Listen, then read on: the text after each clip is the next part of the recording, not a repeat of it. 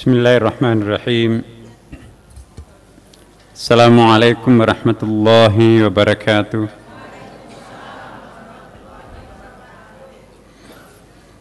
Alhamdulillah, thumma alhamdulillah, wa syukurillah, wassalatu wassalamu ala rasulillah wa ala alihi wa ashabihi wa man tabi'ahu ila yaumiddin, amma ba'd.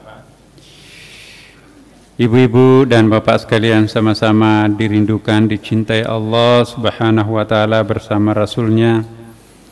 Sebelum kita melanjutkan, bapak ibu sekalian, mari kita berdoa bersama pada pengajian awal kita tahun 2014 ini, di Husnul Khatimah ini.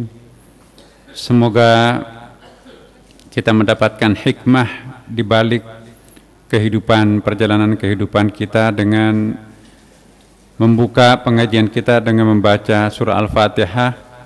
Kami mohon kepada kita semuanya untuk menundukkan kepala sejenak, bapak ibu sekalian, seraya betul-betul kita memohon agar 2014 ini kita memperoleh pencerahan, yang paling penting kedekatan diri kita kepada Allah Subhanahu wa ta'ala, melampaui kedekatan diri kita dengan yang lainnya. Kita tahu tahun 2014 ini adalah tahun-tahun yang sangat sulit, tahun politik dan tahun fitnah dan tahun macam-macam, bapak ibu sekalian. Ala hadhihi niyyah wa la kulli niyatin salih. Al-Fatihah. A'udzu billahi minasy syaithanir rajim. Bismillahirrahmanirrahim. Alhamdulillahi rabbil alamin, arrahmanir rahim, maliki yaumiddin. Iyyaka na'budu wa iyyaka nasta'in. Ihdinas siratal mustaqim.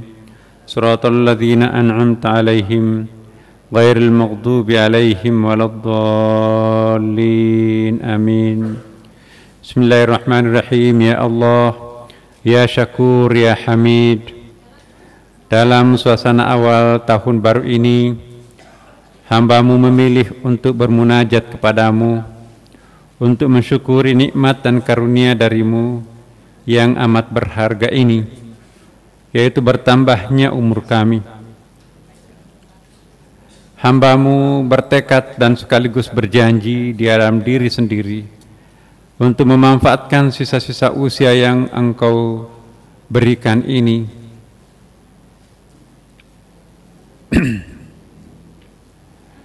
Ya Allah, ya Afu, malam hari ini hamba-Mu tertunduk malu, hamba-Mu bersimpu di hadapan-Mu di tempat ini untuk melakukan perenungan suci.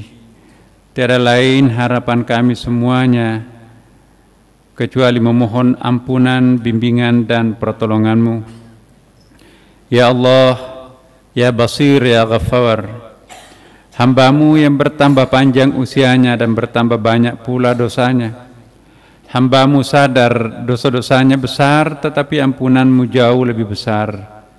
Tidak ada yang bisa mengampuni dosa yang besar kecuali Tuhan yang Maha Besar. Kamilah hamba-Mu menyeru kepadamu walaupun bermaksiat kepadamu. Kamilah yang mengharapkan.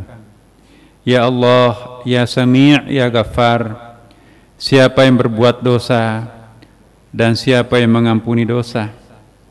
Hamba-Mu yang paling banyak melakukan dosa, dan Engkau-lah yang paling banyak mengampuni dosa.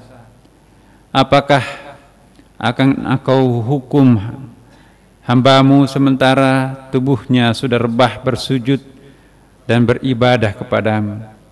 Apakah Engkau akan bakar kami di neraka sementara wajah kami dibasuhi air mata tobat? Masihkah Engkau membenci kami sementara jiwa kami sudah diliputi rasa cinta teramat dalam terhadap-Mu?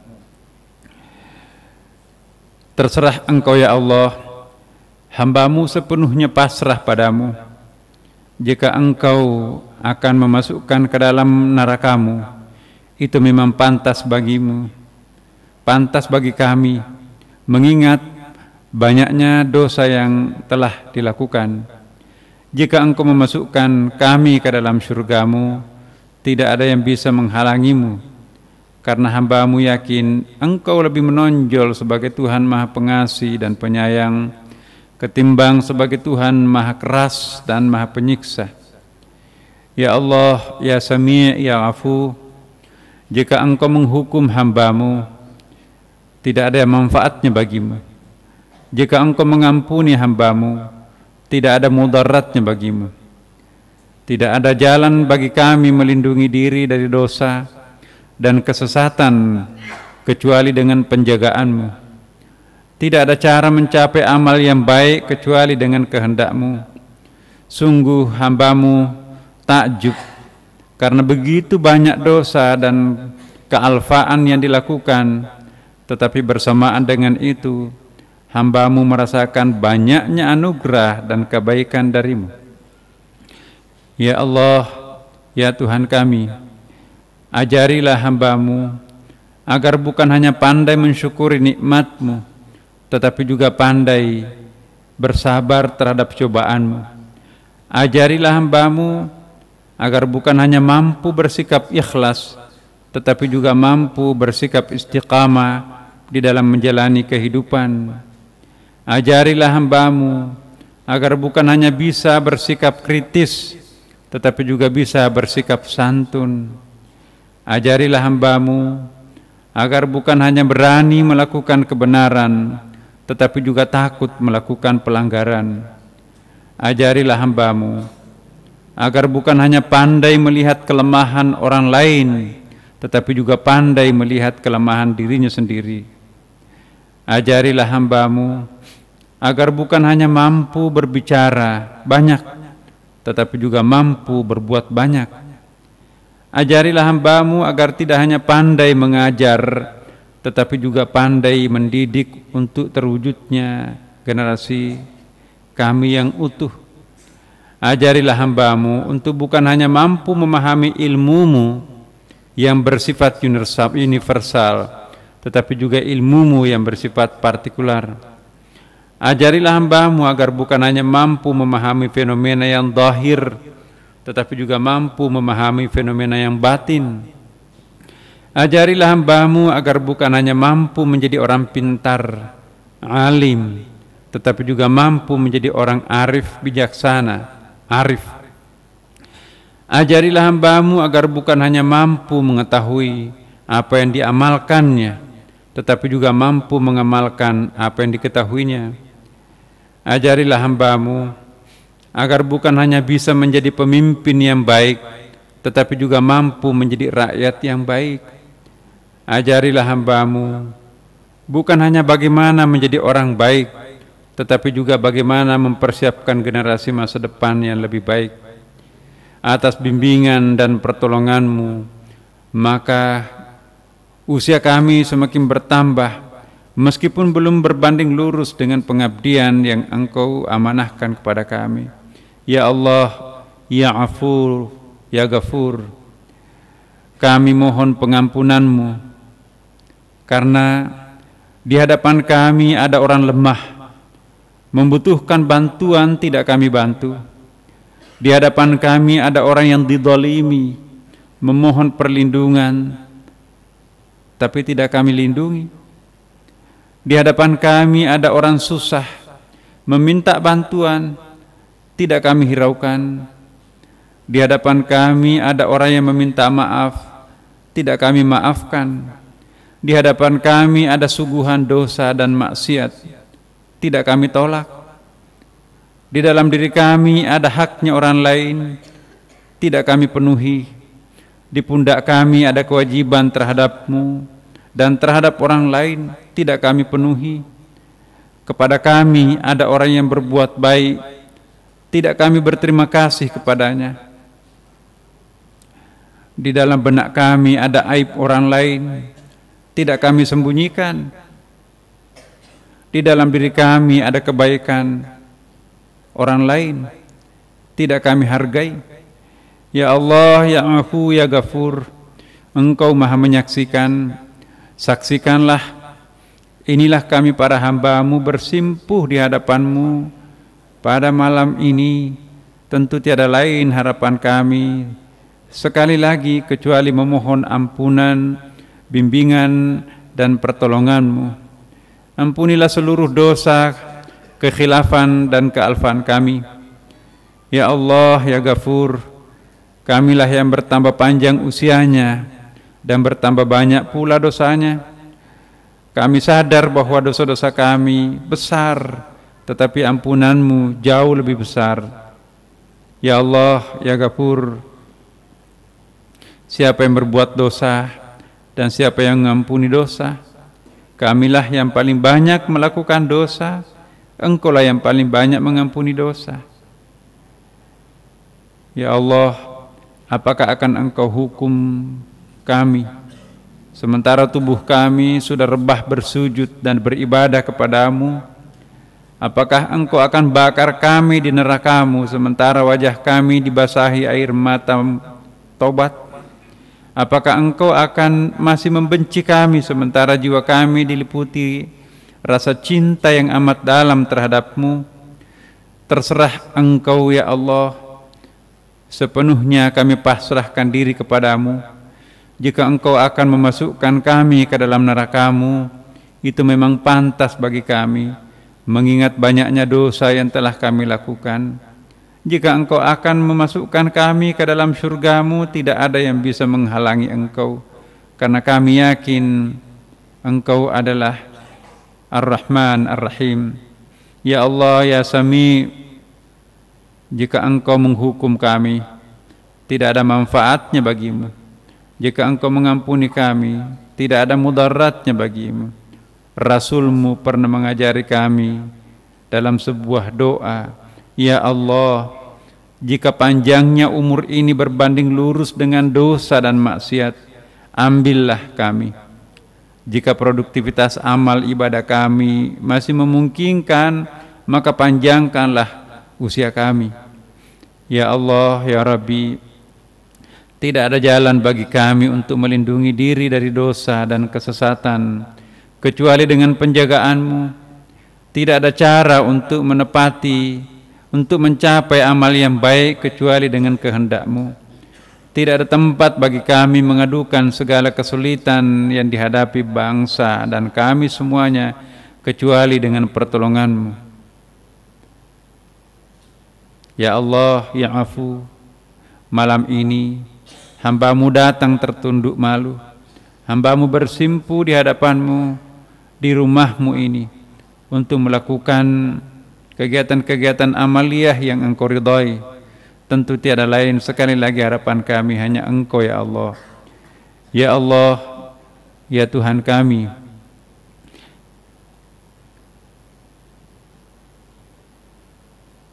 ya Sami, ya Afu,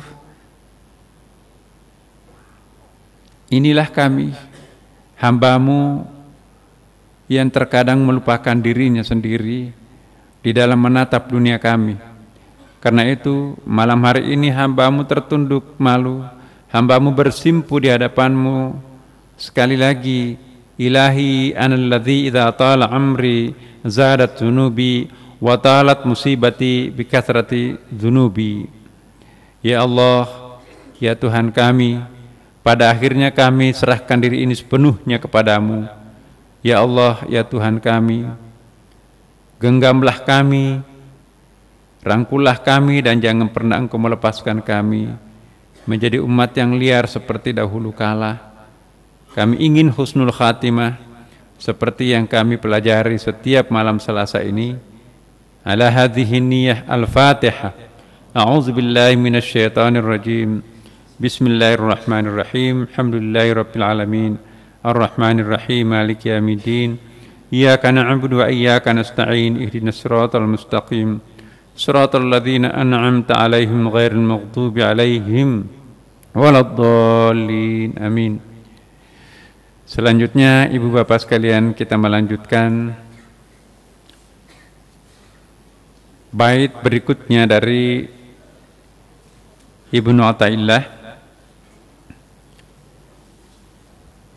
Penjelasan tentang bukanlah permohonan yang terpenting melainkan pemberiannya. Ya. Masya'nu wujudut talabi inna masya'nu an turzaqa husnal adab. Yang terpenting bukanlah adanya permintaan atau doa, melainkan bahwa engkau dikaruniai adab yang baik. Bapak Ibu sekalian, seandainya kita disuruh memilih mana yang lebih penting, ya, kita diminta untuk berdoa kepada Allah atau kita dikaruniai adab dan akhlakul karimah yang baik, maka menurut Syekh Athaillah sesungguhnya lebih penting adalah adab yang baik itu. Karena kalau adab yang baik, akhlakul karimah itu sudah pasti dikabulkan Allah Subhanahu wa taala, tetapi kalau permohonan doa belum tentu dikabulkan. Jadi kalau kita sudah beradab, santun, berakhlakul karimah, itu sudah dikabulkan doa kita oleh Allah sebelum berdoa. Karena akhlakul karimah itulah yang menjadi bukti bahwa kita itu hamba Tuhan yang sejati. Mutiara tadi menegaskan bahwa yang seharusnya lebih diperhatikan bukanlah meminta karamah, melainkan mohonkanlah dari apa yang dituntut atas dirimu. Jadi sekali lagi pernah kita juga membahas sedikit ini, bukanlah mendapatkan kekeramatan itu lebih penting, tetapi yang paling penting sesungguhnya ialah memohonkan dari apa yang dituntut atas diri kita sendiri. Jangan sampai nanti kita memohon dibukakan alam gaib, tetapi perbuatan dosa yang nyata-nyata kita lakukan dalam diri kita, kita tidak lihatnya. Jadi kita diingatkan, jangan sampai nanti kita terlalu berupaya keras untuk menembus alam-alam gaib, tetapi perbuatan dosa yang nyata-nyata dilakukan setiap hari kita lupakan. Ini maksud salah satu di antara bait tadi. Apabila sebagai hamba engkau dituntut untuk berlaku yakin, tawakal, dan berbuat ihsan, maka mohonlah hal tersebut kepada Allah Subhanahu wa taala. Jadi yang pasti kita harus mohonkan ialah keyakinan yang baik, tawakal yang tepat, dan berbuat ihsan. Ihsan itu rukun Islam dan rukun iman. Janganlah meminta sesuatu yang belum pasti membahagiakan kita, tapi pastikan meminta apa yang pasti membahagiakan kita. Yang pasti membahagiakan kita dunia akhirat, Bapak Ibu, ialah pertama, yakin, kedua tawakal, dan yang ketiga berbuat ihsan. Tidak akan pernah orang yang kecewa memohon doa ketiga poin ini, tapi belum tentu membahagiakan kalau permohonannya di luar yang 3 poin ini. Di samping itu juga memohonlah kepadanya agar engkau dikaruniai adab yang baik.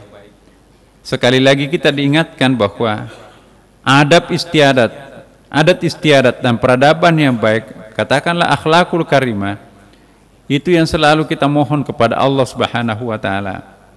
Jujur saya ingin mengingatkan kepada kita semuanya, Bapak Ibu, apakah sering kita memohon agar Allah memberikan karunia terhadap diri kita akhlakul karimah? Justru jarang kan? Yang kita minta itu rezeki melulu, halalan thayyibah sih, ya, mubarakah, tapi secara tekstual atau secara eksplisit jarang sekali kita memohon kepada Allah, ya Allah karuniakanlah kami akhlakul karimah. Padahal akhlakul karimah ini sudah pasti diterima Allah, dan sudah pasti membahagiakan kita, dan sudah pasti menyelamatkan kita, ketimbang dengan jenis-jenis permohonan yang lain. Karena itu permohonannya para arifin yang pertama ialah agar dikaruniai akhlakul karimah.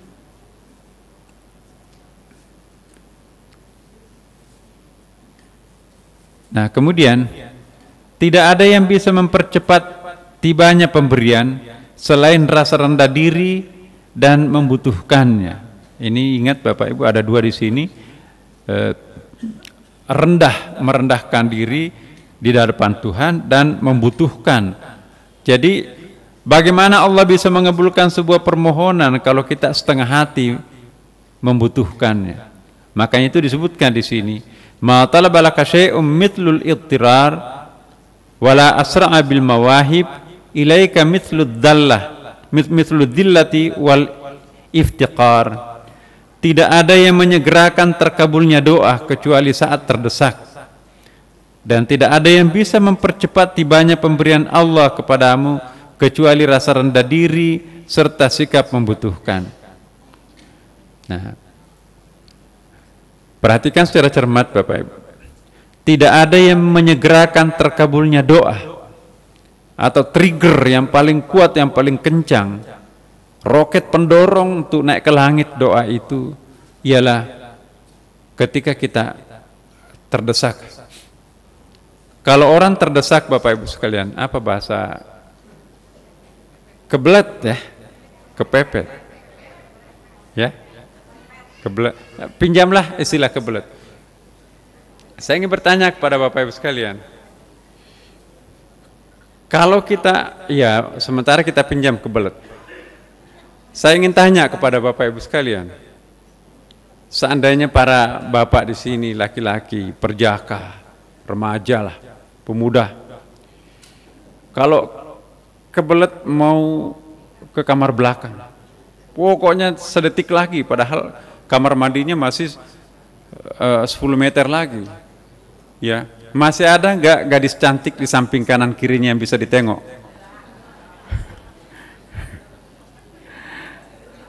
Iya.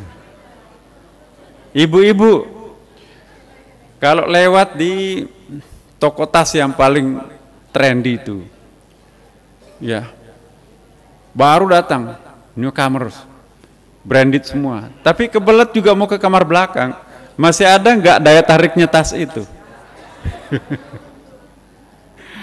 Jadi ini satu contoh Bapak Ibu sekalian, kebelet cinta Tuhan, maka secantik apapun dunia ini itu tidak akan pernah ditengok. Nah, jadi malam ini kita bicara kebelet. Jadi pada saat kita sedang kebelet, ambil pelajaran Bapak. Ya. Kenapa daya tariknya kloset itu lebih kuat ketimbang Allah? Kenapa enggak kita pindahkan rasa kebelet itu, ya kalau kamar mandi manusiawi lah ya, tapi kenapa enggak kepada Tuhan? Nah, cintanya para sufi itu kebeletnya kepada Allah Subhanahu wa ta'ala. Itu enggak mempan lagi yang lain. Jadi tidak ada yang menyegerakan terkabulnya doa kecuali saat-saat yang sangat terdesak. Bagaimana caranya terdesak? Nah itu. Terdesak itu Bapak Ibu sekalian, sesungguhnya itu lebih banyak merupakan pemberian Tuhan. Terdesak itu jarang perbuatan disadari oleh manusia. Makanya itu pernah kita katakan ya, tanda-tanda jika Allah akan mengabulkan sebuah doa, Allah pun menciptakan suatu kondisi batin di mana orang itu merasa terdesak.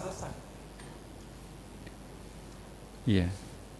Tanda-tanda jika Allah tidak akan mengabulkan doa hambanya, Dia menciptakan perasaan orang itu tidak bisa khusyuk dalam berdoa. Nah, maka itu perlu kita mencerdasi ya. Perlu kita mencermati, mencerdasi pengalaman batin kita sendiri dengan mengingat syair ini, bait ini. Tanda-tanda jika Allah ingin mengabulkan doa hambanya, Dia menciptakan suatu kondisi batin di mana orang itu merasa sangat terpukul, sangat terdesak. Ya. Ittaqud du'ail madlum, itu kata Rasulullah. Takutlah kalian kepada doanya orang yang terdalimi. Siapa orang yang terdalimi? Misalnya orang-orang yang difitnah yang bukan-bukan. Orang-orang yang dianiaya padahal bukan dia yang salah. Itu orang yang terdalimi. Ittaqud du'ail matlumi, takutlah terhadap doanya orang yang teraniaya, sebab tidak ada jarak antara dia dengan Tuhannya. Kalau orang dikasih suatu kondisi batin tertentu yang sangat terjepit, misalnya sangat miskin, sudah miskin dihina lagi oleh orang, ya, sudah jatuh ditimpa tangga lagi, itu suatu alamat bahwa Tuhan ingin mengabulkan permohonan yang bersangkutan. Orang yang seperti ini seringkali orang arifin itu minta titip dong doanya. Lebih utama menitip doa terhadap orang yang teraniaya seperti ini ketimbang dengan penuh kelonggaran pergi ke Mekah doa berbayar. Kan sekarang lagi musim tuh, apa aja mau dibayar, termasuk doa. Boleh minta dititipkan doa, dan itu ajaran Islam sebetulnya, minta didoakan ya. Tapi syarat untuk yang mendoakan itu ialah insya Allah kita yakini orang itu dekat dengan Allah Subhanahu wa Ta'ala. Jangan dibalik, ya. Kita ahli masjid datang ke rumahnya perampok, tolong doakan saya. Itu nggak bisa. Walaupun definisi perampok di mata Tuhan itu juga belum pasti perampok beneran, karena di dalam kisah-kisah banyak sekali justru orang-orang itu menyamar seorang aulia, seorang wali, tapi menyamar orang biasa-biasa. Maka itu kita juga pernah diingatkan oleh Syekh Ibnu Athaillah, jangan lantaran tidak muncul tanda-tanda wajah kesalehan di dalam muka seseorang lantas menyepelekan orang itu. Sebab apa? Seringkali orang itu pintar menyembunyikan dirinya, dan sebaliknya jangan terkecoh dengan orang yang mampu mengkamuflasekan dirinya mirip orang saleh, padahal di mata Tuhan belum tentu saleh. Seandainya boleh kita mengandai-andai, lebih takutlah terhadap orang yang low profile, ya, yang merasa rendah diri, ketimbang yang sok pinter dan sok berpenampilan mirip malaikat, ya, kalau pernah kita lihat malaikat, ya, atau mengangkat dirinya setinggi-tinggi dengan struktur spiritualnya yang mengklaim dirinya kiai, wali, dan lain-lain sebagainya. Sekali lagi saya mengingatkan, kalau ada orang yang mengklaim dirinya, aku adalah diberi karunia khusus oleh Allah, mampu meramal yang gaib, masa depan, dan lain-lain sebagainya, hati-hati, hati-hati. Sebab wali yang sejati justru tidak akan membuka dirinya terhadap orang lain. Kenapa? Karena begitu dia buka rahasianya, dia sadar itu nanti akan menjadi hijab baru, ya, tabir baru untuk membentengi dirinya dengan Tuhan. Makanya itu Bapak Ibu sekalian, kalau kita mendapatkan karunia dari Allah, entah itu berupa karamah, jangan sampai diceritakan, dipamerkan kemana-mana. Semalam saya bermimpi menjumpai Rasulullah. Semalam saya bermimpi matahari di punggung kanan saya, bulan di punggung kiri saya. Itu tidak boleh. Kalaupun itu benar-benar terlihat, tersaksikan, Rasulullah menasihati kita, jangan menceritakan mimpi yang baik-baik. Kalau ingin menceritakan mimpi yang baik itu hanya terbatas kepada sahabat spiritual atau mursyidnya. Tapi mursyidnya itu harus mursyid resmi loh Bapak Ibu sekalian. Jangan ada mursyid-mursydan tiba-tiba mengklaim dirinya aku mursyid, atau kita tiba-tiba mendaulat orang menjadi mursyid tanpa pernah melihat backgroundnya itu siapa. Mursyid itu tidak gampang menjadi mursyid. Kalau ada orang yang mengklaim dirinya aku mursyid, maka sesungguhnya diragukan kemursyidannya. Mursyid itu pemberian masyarakat. Masyarakat siapa yang memberinya? Adalah masyarakat yang soleh, bukan memasang kartu namanya, bikin kartu nama, tolong pasang Kiai Haji di situ. padahal belum haji. Nah itu menipu itu. Nah Bapak Ibu sekalian, kita lihat kesulitan hidup yang biasa dihadapi para hamba ialah sudah menjadi suatu yang silih berganti. Tidak ada orang yang hari-harinya itu mulus sepanjang masa. Tidak ada orang yang tidak pernah menangis, dan tidak ada orang yang tidak pernah ketawa. Semua orang asal namanya manusia normal pasti pernah ketawa. Tetapi ketawa di dalam bahasa Arab itu ada dua macam. Ada ad-dhahak, ketawa terbahak-bahak ya. Ada lagi al-basyasha. Al-basyasha itu tersenyum. Ini ada dua ketawa. Tersenyum simpul itu sunnah. Al-basyasha itu sunnaton. Tersenyum simpul itu sedekah. Tersenyum simpul itu sunnat menurut Rasulullah. Tetapi ketawa terbahak-bahak itu adalah menghabiskan atau menghanguskan berkah wajah.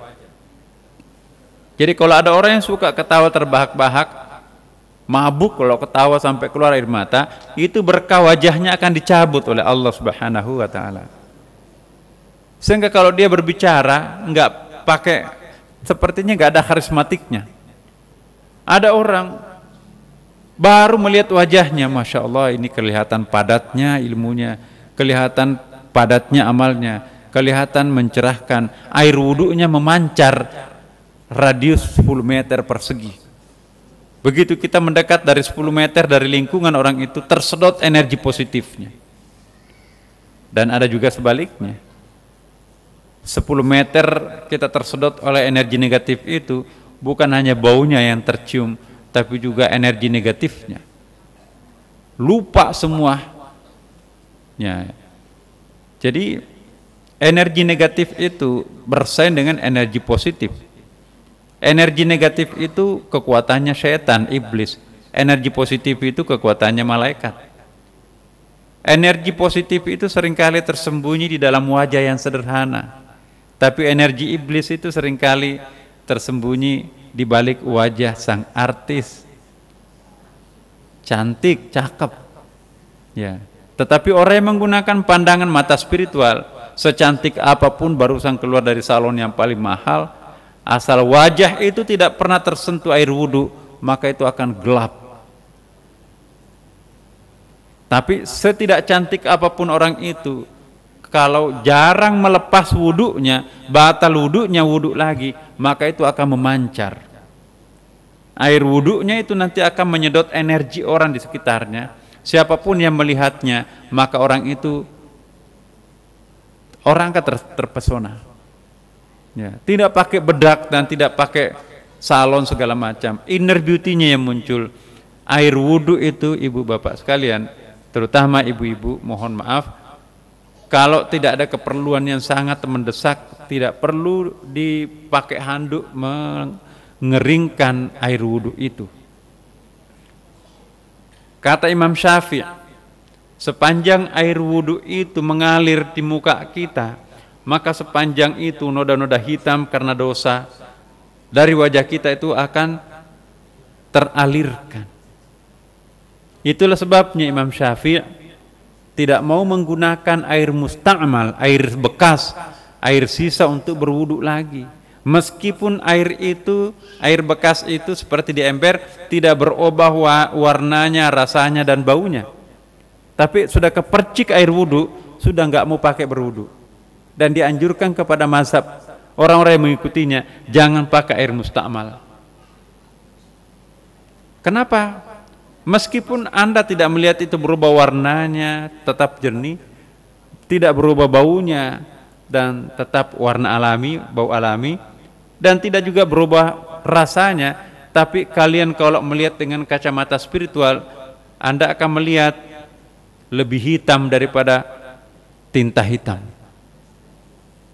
Jadi kalau butir-butir wudu itu, ibu bapak ibu sekalian, itu bening kan kelihatannya, tapi pandangan sofistiknya melihat itu hitam. Makanya itu kiatnya ulama itu sudah 2 rakaat sholat tahajud kok nggak bisa khusyuk. dia berwudu lagi. Padahal nggak batal wudunya kan, nggak. Wudu pertama itu tidak sanggup untuk membersihkan kotoran batin saya. Dia berniat untuk berwudu lagi. Jadi memperbaharui air wudu. Ini mau meniru atau tidak, itu terserah Bapak Ibu sekalian. Tetapi ada amalan pribadi yang melakukan seperti itu. Secara fikih itu nggak perlu. Orang-orang fikih itu menganggap itu mubazir, itu orang nggak batal wudunya kok mau berwudu lagi. Tapi pandangan spiritual seorang tasawuf, ulama tasawuf itu kadang-kadang tidak menggunakan acuan fikih, ya kan? Nah, kita kembali, kesulitan hidup yang biasa dihadapi para hamba ialah sudah menjadi suatu yang silih berganti. Hari ini senang, besok tidak, dan seterusnya. Antara kebahagiaan dan kesusahan atau kemudahan dan kesulitan. Itu untuk orang awam.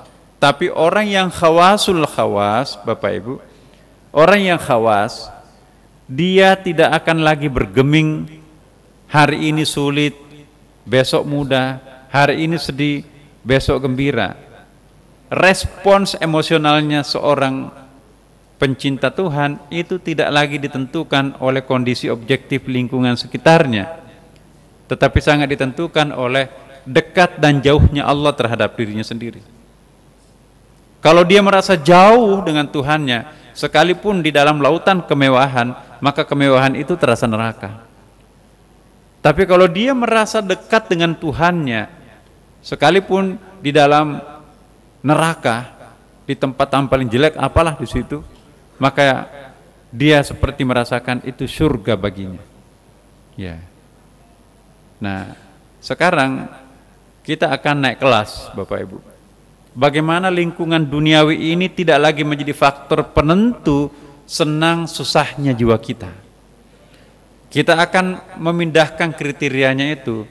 Senang dan susahnya jiwa kita tergantung kedekatan diri kita kepada Allah Subhanahu wa taala. Kalau kita merasa dekat terus dengan Allah Subhanahu wa taala, akhirnya kita seperti merasa kebelet dengan Tuhan, maka yang lainnya itu tidak akan pernah menjadi perhatian buat kita semua. Jadi strateginya bagaimana supaya tidak terlalu tertarik dengan dunia, rasakanlah kebelet dirinya terhadap Tuhan. Rasakanlah terlalu segalanya pada Tuhan. Nah, Abu Muhammad bin Abdullah berkata bahwa setiap hamba yang sedang dalam kesulitan akan mengembalikan segala sesuatu yang dialaminya itu kepada Allah Subhanahu wa taala. Kesulitan apapun juga dikembalikannya kepada Allah Subhanahu wa taala. Di saat kesulitan dan kesukaran itu, doa hambanya itu akan diterima Allah Subhanahu wa taala. Kita dengarkan dulu suara azan.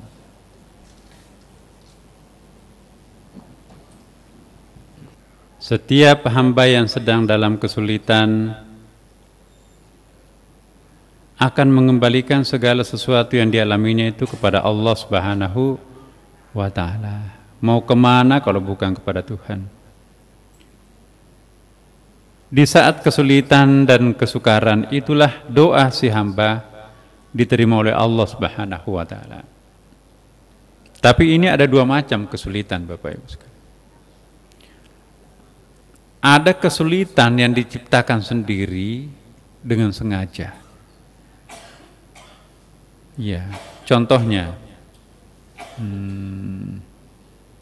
penjahat yang ditangkap, teroris misalnya, yang dikepung, dia dalam keadaan kesulitan, ya, ketahuan persembunyiannya. Jadi itu berbeda dengan kesulitan yang diperoleh seorang hamba betul-betul di luar kesengajaannya, di luar ya seperti anaknya tiba-tiba meninggal, itu kesulitan. Siapa orang yang punya keinginan membunuh anaknya atau anaknya meninggal? Nggak ada kan, jadi pasti orang itu akan sedih. Nah, kesedihan yang datangnya dari Allah Subhanahu wa ta'ala atau kesedihan yang penyebabnya langsung dari Allah Subhanahu wa ta'ala, maka itulah yang bagus untuk berdoa. Agar orang yang berdoa seperti itu tidak hanya minta dikeluarkan agar diberikan jalan keluar terhadap kesulitannya, suaminya meninggal, bagaimana nanti kehidupan anak-anak saya. Jadi berdoalah bukan hanya untuk jalan keluar ekonomi rumah tangga yang ditinggal oleh sang suami, tapi juga bagus untuk mendoakan yang lain. Ya Allah, semoga ya hindarkanlah bangsa kami dari wabah penyakit menular. Nah, jadi kita jangan egois pada saat kita memperoleh kesempatan untuk diterima doanya, hanya mendoakan dirinya sendiri. Bisa dipahami Bapak Ibu sekalian. Dalam posisi kita insya Allah sedang bagus-bagusnya, karena ada tekanan yang sangat luar biasa dari kekuatan manapun. Nah, pada saat itu kita dianjurkan, mumpung insya Allah doa membukakan pintu langit untuk mengabulkan doa-doa kita, maka jangan egois di dalam berdoa. Doakan juga sahabat-sahabat kita, orang tua kita, anak-anak kita, dan doakan juga untuk kemaslahatan umum. Rasulullah pernah protes salah seorang sahabatnya. Rasulullah itu suka nguping juga tetangganya itu. Artinya di sampingnya salat itu ada sahabatnya itu dari tadi itu dia panjang sekali doanya Bapak Ibu sekalian, tapi yang didoakan adalah dirinya dan keluarganya. Satu persatu nama anak-anaknya itu didoakan untuk karirnya dan segala macam. Panjang doanya. Rasulullah menanti-nanti ada enggak doa untuk orang lain. Ternyata habis doanya itu tutup berdiri. Ya fulan, kata Rasulullah, hei, kalau kamu berdoa jangan hanya dirinya sendiri, keluarganya sendiri, jangan egois. Keluarlah doa yang diajarkan Rasulullah, yang hampir setiap Jumatan itu kita dengarkan. Allahumma ghafir lil muslimina wal muslimat wal mu'minina wal mu'minat al ahya'i minkum wal amwat innaka sami'un qaribun mujibud da'awat rabbil alamin. Artinya, ya Allah, ampunilah seluruh dosa-dosa orang-orang muslim, baik laki-laki maupun perempuan, orang-orang mukmin keseluruhannya tanpa kecuali, baik laki-laki maupun perempuan. Al ahya minkum, baik yang masih hidup, apapun agamanya, apapun etniknya, ya, siapapun dia, wal amwat, maupun para roh yang sudah menjadi mayat itu. Jadi ada doa generik. Itu zakatnya doa Bapak Ibu sekalian. Kalau kita terlalu individualistik berdoa, mendoakan dirinya sendiri, mendoakan keluarganya sendiri, tidak pernah sama sekali mendoakan tetangganya, tidak pernah mendoakan gurunya, tidak pernah mendoakan sahabat-sahabatnya, tidak pernah mendoakan orang yang berjasa di negerinya atau di RT-nya, di RW-nya, itu terlalu egois. Kita diminta untuk tidak egois. Coba kita lihat Allah Subhanahu wa taala. Dalam situasi kita punya tekanan, diingatkan juga dalam posisi seperti itu juga doakan orang lain. Contohnya, Allahumma ghfiril muslimina wal muslimat. Dan seterusnya tadi. Berikut. Ini ada ayatnya. Amma yujibul muttar idza da'ahu wa yakshifus su'a wa yaj'alukum khulafa al-ard a ilahun ma'allahi qalilan ma tadhakkarun. Atau siapakah yang memperkenankan doa orang yang dalam kesulitan apabila ia berdoa kepadanya? Ini muqayyad, stressing point bahwa betul-betul orang yang terdesak itu doanya makbul.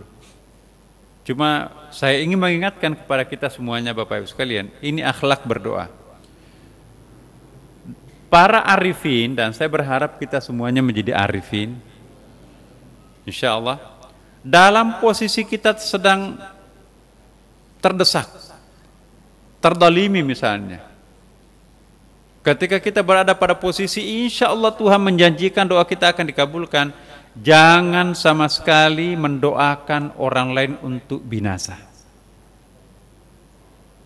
Nah, ini Harus dilewati ini.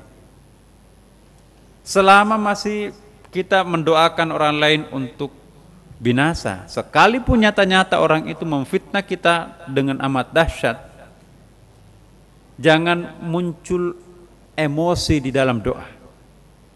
Ya Allah, pencet lehernya mati seketika orang itu. Gara-gara dia sampai saya malu dan seterusnya. Ya, Nabi tidak pernah mencontohkan itu. Ya. Ya Allah, ampuni dosa mereka. Ya. Ubah jalan pikiran mereka menjadi orang yang baik. Nah, hanya dengan demikian maka kita akan meningkat martabatnya menjadi orang yang lebih arif. Selama kita masih mendengarkan doa agar orang lain binasa, ya itu belum seperti Rasulullah Sallallahu Alaihi Wasallam. Rasulullah bahkan bukan menolak doa, menolak bantuan. Ketika di Taif mengungsi, dilempari oleh penduduk Taif, kena batu tumitnya sampai berdarah-darah tuh. Ya. Jadi sayang juga tuh, kok kenapa bukan kepalanya Nabi yang dilempar, tapi bagian bawah itu masih sayang Nabi tuh. Nah, mau nggak saya siksa mereka itu? Kata malaikat penjaga gunung Taif. Apa jawaban Rasulullah? Jangan. Dia melakukan itu, mereka melakukan itu karena mereka belum tahu siapa aku.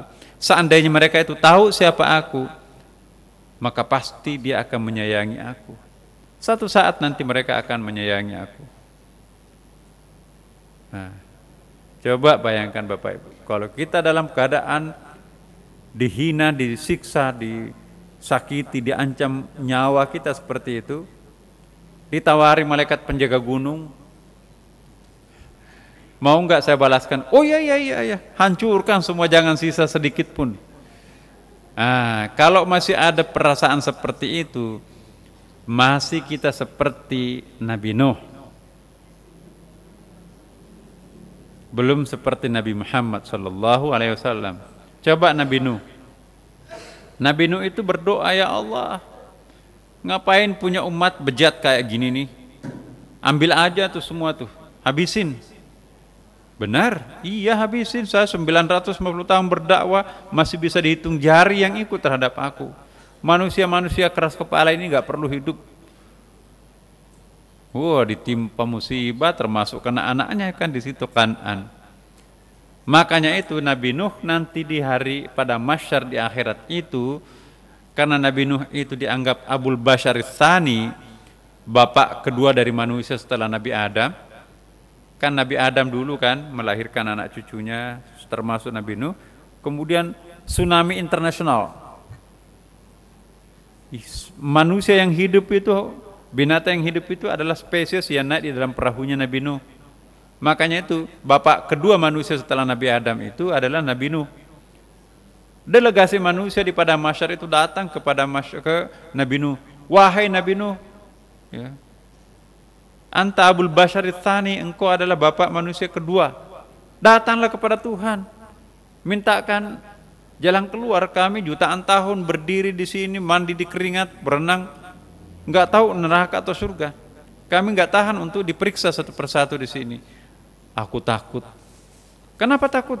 Kata masyarakat delegasi itu. Aku pernah tega-teganya mendoakan umatku binasa. Kenapa aku tidak bisa seperti Nabi Muhammad SAW? Akhirnya delegasi manusia itu sekian Nabi didatangi, ujung-ujungnya juga datang kepada Rasulullah. Kata Rasulullah SAW, hanya aku memang yang sanggup untuk menghadap pada Tuhan pada hari ini. Begitu Rasulullah melapor, tolong ya Allah, mulailah dihitung. Barulah mulai dihitung anak manusia itu, rekapitulasi amalnya. Konsekuensinya dimulai dari hitung mundur. Manusia umat Nabi Muhammad dulu yang dihitung, baru Nabi Isa, terakhir umatnya Nabi Adam tuh. Kenapa bukan Nabi Adam dulu? Karena nggak ada yang berani menghadap Nabi. Nah, itulah hebatnya Rasulullah SAW. Ya. Siapakah yang memperkenankan doa orang yang dalam kesulitan apabila ia berdoa kepadanya, dan yang menghilangkan kesusahan dan yang menjadikan kamu manusia itu sebagai khalifah di muka bumi kan hanya Allah kan? Apakah di samping Allah ada Tuhan yang lain? No, tidak ada. Amat sedikitlah kamu mengingatinya. Jadi kita kurang memanfaatkan peluang-peluang tadi. Nah, pelajaran berharga kita pada malam ini Bapak Ibu sekalian, pertama, mari kita mencermati kesulitan-kesulitan, tekanan-tekanan hidup kita. Apabila ada tekanan hidup menimpa kita, itu isyarat Tuhan akan menerima doa kita. Yang kedua, begitu ada tanda-tanda Tuhan akan mengabulkan doa kita, jangan egois di dalam berdoa. Yang ketiga, pada saat ada kesempatan untuk kita berdoa, dikabulkan doa kita, jangan mendoakan orang lain, termasuk musuhnya sekalipun, untuk binasa. Ya. Yang keempat, ya, cermati, jangan menyanyiakan. Setiap kali ada perubahan-perubahan emosional kehidupan kita, iringi dengan doa. Ada doa yang paling bagus kita panjatkan pada saat kita menderita, dan ada doa yang paling bagus kita panjatkan pada saat kita ditimpa kebahagiaan, diberikan kebahagiaan. Jadi ada isyaratnya. Yang dimaksudkan hamba-hamba yang dalam kesulitan dan susah ialah mereka yang sudah terdesak dalam kesulitan, yang sudah tidak ada lagi jalan keluar menurut kemampuan manusia. Nah, contohnya ada ayat yang menjamin orang seperti ini. Mayattaqillah yaj'al lahu makhrajan wa yarzuqhu min haitsu la yahtasib. Ya, barang siapa yang betul-betul bertakwa kepada Allah, pasti akan diberikan jalan keluar terhadap problemnya. Ya. Dan diberikan rezeki oleh Allah. Ya. Min haitsu la yahtasib, dari sudut tidak pernah diduga sebelumnya. Nah, jangan pernah takut Bapak Ibu sekalian. Selama kita percaya dan yakin ada Allah dan Dia satu-satunya Allah dan Maha melihat, Maha pemberi, maka kita jangan pernah takut. Jangan takut musibah, termasuk juga jangan takut mati. Kenapa? Karena Dialah yang mendatangkan musibah, Dia juga punya bahasanya sendiri, Dia juga punya perbuatannya sendiri untuk membalik keadaan itu. Bukankah kita seringkali melihat ada orang yang sangat hina, tapi beberapa saat kemudian menjadi orang yang sangat penting, bahkan menjadi presiden. Ini ada tradisi yang di Republik kita ini. Mantan kepala negara kita itu adalah mantan orang yang terhina. Ya, Bapak yang pengamat politik tahulah.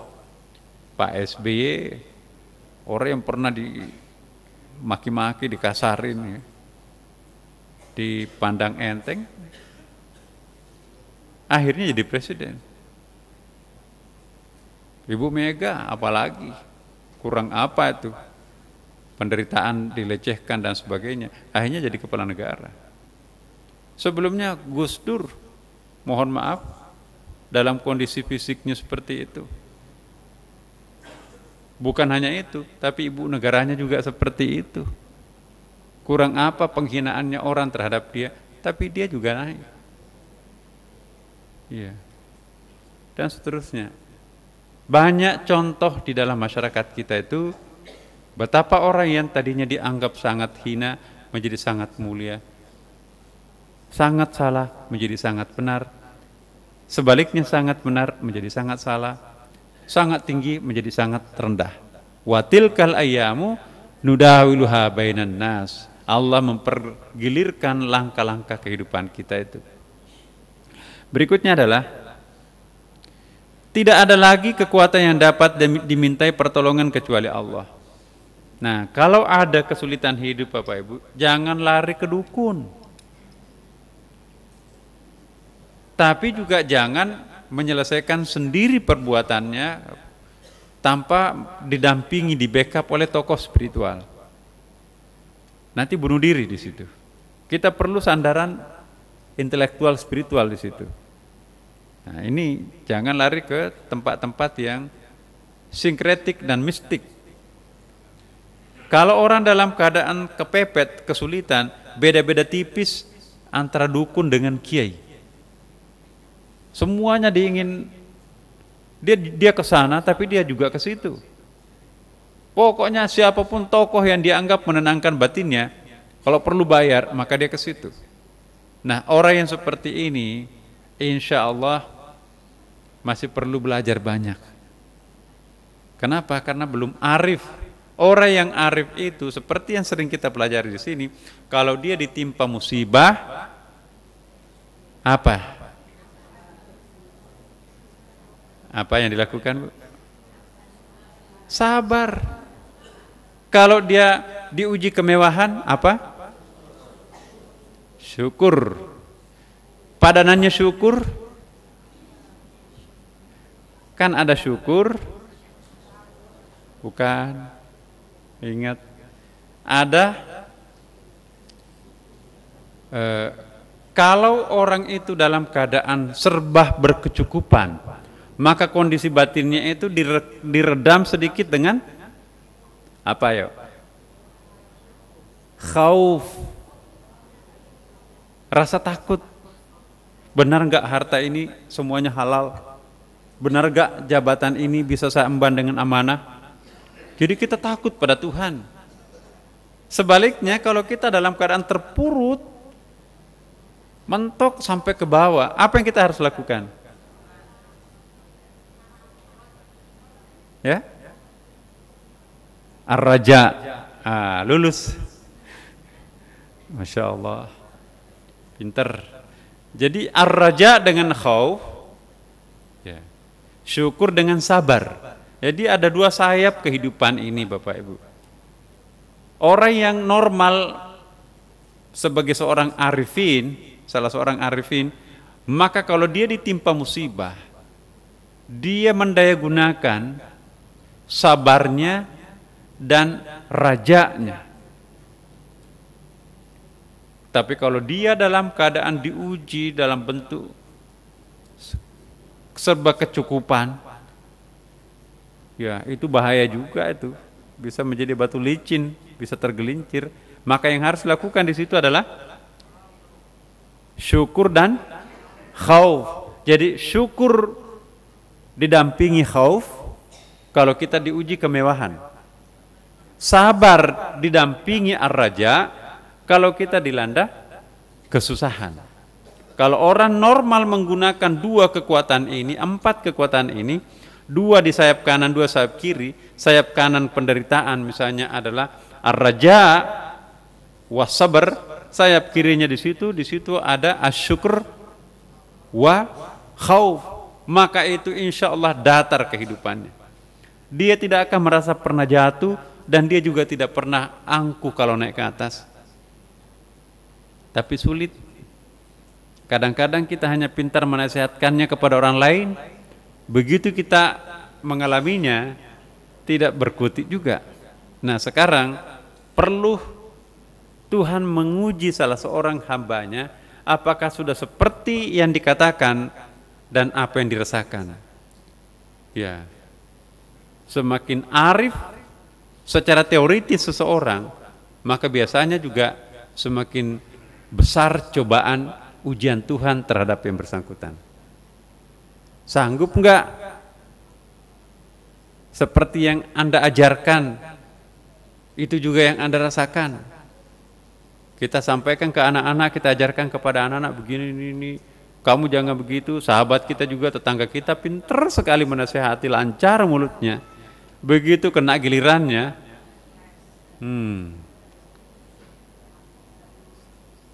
jadi kita perlu ada contoh, tapi jangan memohon kepada Allah. Begitu kita ditimpa suatu musibah, oh ini pelajaran berharga dari Tuhan. Teorinya kita sudah dapat di Sunda Kelapa, prakteknya di rumah tangga.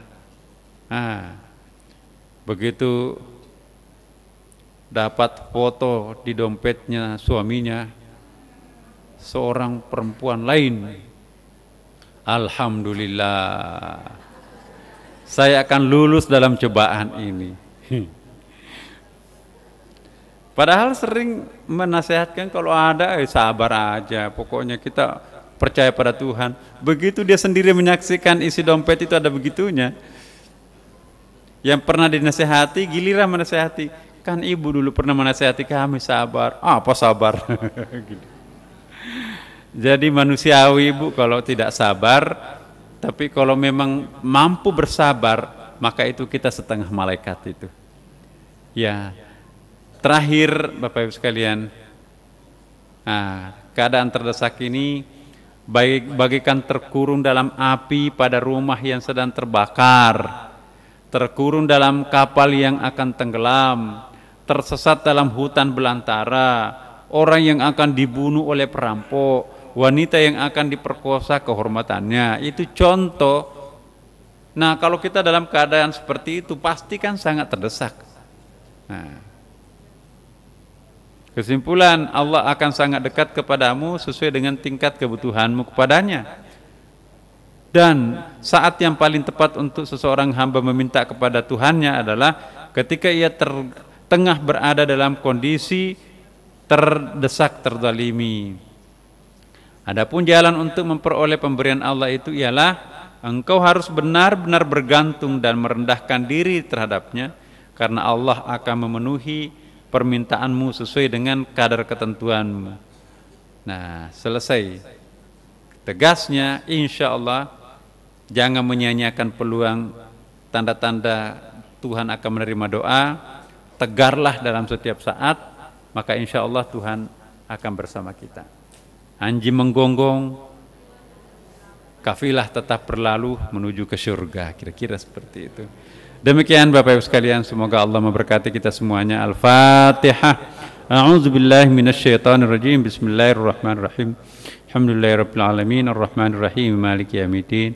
Iyyaka na'budu wa iyyaka nasta'in. Ihdinas siratal mustaqim, siratal ladzina an'amta 'alaihim ghairil maghdubi 'alaihim waladdallin. Demikian. Assalamualaikum warahmatullahi wabarakatuh.